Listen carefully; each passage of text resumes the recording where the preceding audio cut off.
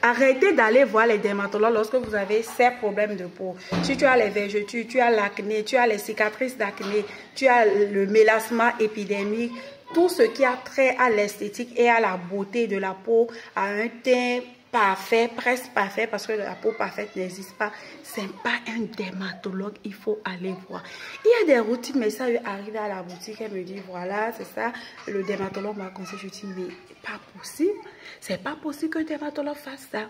Ah oui, après j'ai compris que, voilà pourquoi. Salut mes soeurs, j'espère que vous allez bien. Moi, je vais bien, alhamdoulilah, en train de glow sur ma gamme Perfect Glow Skin. Aujourd'hui, je suis là pour vous clarifier quelque chose de très important que certaines personnes ne savent pas. Quand elles viennent, il y a d'autres, même quand ils viennent à la boutique pour acheter certains produits, on leur dit, tu es sûr que ça va? Ils disent, oui, hein, c'est un dermatologue qui me suit, hein, attention. Et je dis, ah, oui, mais le dermatologue peut faire de là. Il dit, non, non, il a plus d'études que toi. Et attends, tu peux comparer tes études avec les études d'un dermatologue. Oh là là, chacun est dans son domaine, d'accord? Donc aujourd'hui, je suis là pour vous clarifier une chose que beaucoup ne comprennent pas. La première des choses que j'ai remarqué avec les dermatologues, d'abord, ça prend des mois pour prendre un rendez-vous. Tu écris, on te dit aujourd'hui, après, non. Et tu finis de prendre le rendez-vous, on te prescrit une routine ou bien un produit partenaire de leur partenaire skincare et que tu pouvais aller prendre à la pharmacie depuis des mois, que tu traînais, que tu attendais pour prendre ton rendez-vous et ta situation s'aggravait. Deuxième chose que j'ai remarqué chez les dermatologues, c'est qu'ils prescrivent des gros traitements médicamenteux comme le Roaccutane par exemple et le pire aux adolescents. J'ai reçu beaucoup de cas comme ça et un qui m'a vraiment choqué, c'est qu'il est à sa 4e boîte de Roaccutane. J'ai dit, mais c'est grave pour un adolescent. Déjà que le Roaccutane a beaucoup d'effets secondaires. Le Roaccutane peut entraîner de graves anomalies chez un enfant qui naît si vous tombez enceinte au cours du traitement avec le Roaccutane. Elle entraîne des troubles de vision chez certaines patientes, d'autres qui somnolent tout le temps, d'autres qui ont des problèmes de vertige. Moi, personnellement, je pense qu'il y a beaucoup de traitements moins forts, moins dangereux à essayer avant d'en arriver là. Et vous savez pourquoi? Lorsque vous allez voir les dermatologues, en même temps, ils vous prescrivent ces trucs-là. C'est parce que vous n'avez pas compris leur rôle, leur spécialité. Il faut noter que les dermatologues sont là pour traiter les cas sévères des imperfections cutanées de la peau. Donc, dès que vous les contactez, ils se disent que peut-être que vous avez essayé déjà pas mal de choses, que ça n'a pas marché. C'est pour ça que vous avez plus le temps, parce que surtout en Afrique, on a du mal à aller payer une consultation pour notre peau. On vit ça beaucoup à la boutique. Lorsque tu parles de consultation, tu dis, regarde ça là. Oh, je sais, mais ça vous fait du bien et là, vous êtes sûr de ce que vous faites. Donc, quand vous contactez les dermatologues, ils se disent non, si Africain contacte dermatologue, c'est qu'il a déjà tout essayé, donc il faut aller droit au but. On fait souvent l'amalgame de confondre qui aller voir lorsqu'on a telle ou telle maladie de peau. Ici, je vais vous expliquer la différence entre un dermatologue, un dermoconseiller comme nous ou un médecin esthétique qui allait voir lorsqu'on a ces problèmes de peau. Le dermatologue, lui, il est spécialisé pour traiter les cas ou les pathologies de la peau graves, sévères comme le cancer, l'eczéma, les maladies contagieuses, chronose androgène à la phase finale, les maladies de peau sexuellement transmissibles. L'acné sévère, bien sûr, lorsque vous avez tout essayé et ça ne part pas.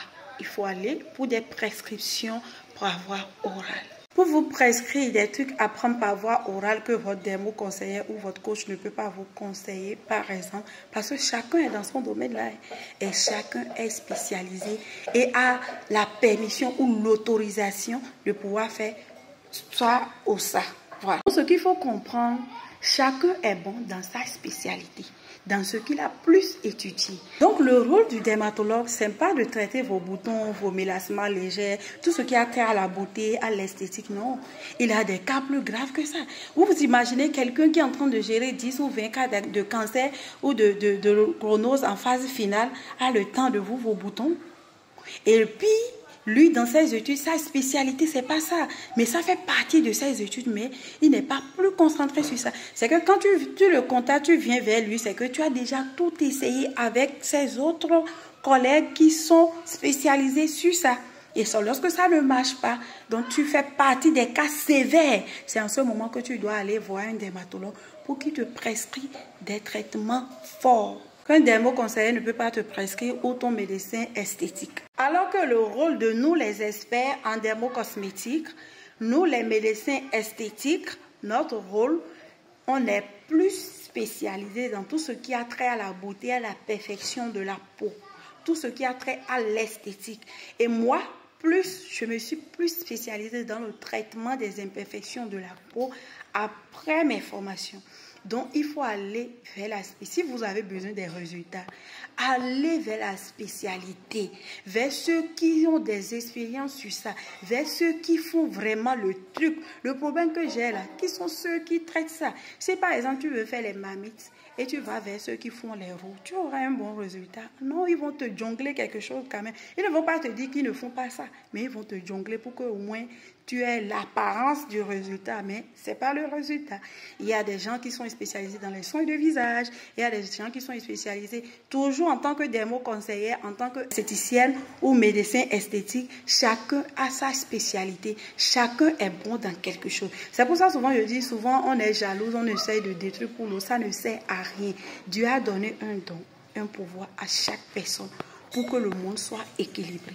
Donc, si tu penses que ce que tu fais parce que l'autre fait, que c'est sa spécialité, non. On peut aller là-bas et la personne va échouer parce que ce n'est pas le pouvoir que Dieu lui a donné. Et revenir vers toi qui a le pouvoir de ça. Moi, ma spécialité, c'est de traiter les imperfections de la peau.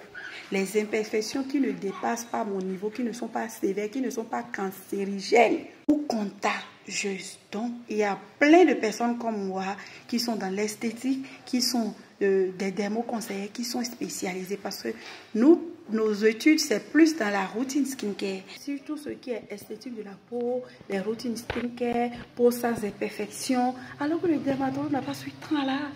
Il a des cas plus graves à traiter. Quelqu'un qui est stressé, qui ne dort pas la nuit, qui pense à vraiment quoi trouver comme solution pour ne pas que cette patiente meure, par exemple, de cancer, il a le temps pour toi, ton bouton, ça te fait un problème grave, ça. Le dermatologue n'a pas le temps de se concentrer, de te faire les analyses, de faire attention à tous les phénomènes de ton organisme qui peut agir pour te donner les boutons, pour connaître exactement quelle est la cause de tes acnés ou de ton mélasma pour pouvoir te presser des routines bien adaptées. Parce que c'est des personnes qui sont surchargées, qui sont pressées parce qu'ils ont des cas graves à traiter. Mais par contre, un dermatologue qui a appris aussi l'esthétique ou certains dermatologues engagent des dermoconseillers, mais pour engager un expert du domaine, ça coûte cher. Moi, je me dis, qui peut me payer un salaire? Parfois, j'ai envie de tout abandonner, de travailler pour des entreprises, mais je me dis combien ils vont me payer et je serai fière. Non. Alors que quand je vois le résultat, je vois, mais ça me sourit, ça me rend plus fière. Voilà.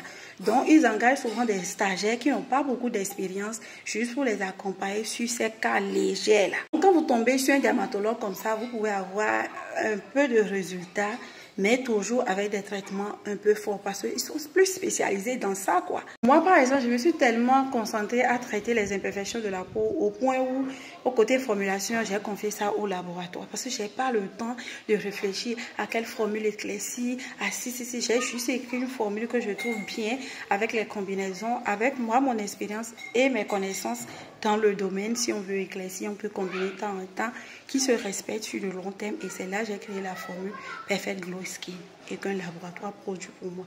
Rares sont les produits que je fais ici. Donc voilà, je suis plus spécialisée dans ça. J'ai le temps pour vous, de vous suivre, de vous analyser, d'aller sur tous les paramètres. On fait un bilan complet santé et peau. Il y en a qui guérissent même de leurs problèmes de santé avec nos consultations.